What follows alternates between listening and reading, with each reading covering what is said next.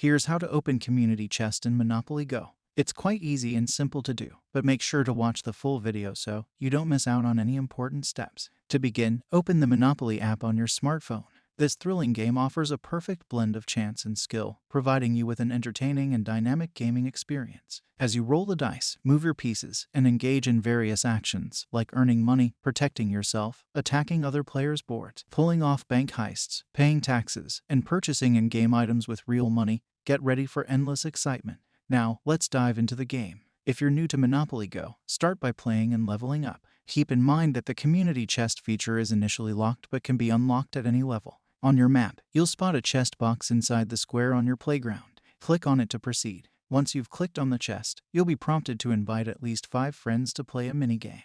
By successfully completing this minigame, you'll receive the key to unlock the chest and claim your rewards. Moreover, for each friend you invite, you'll also receive additional dice and reward. Remember, the Community Chest updates every 24 hours, giving you frequent opportunities to earn exciting rewards. All you need to do is click on the key, and it will be inserted into the Community Chest, granting you access to claim your well-deserved rewards.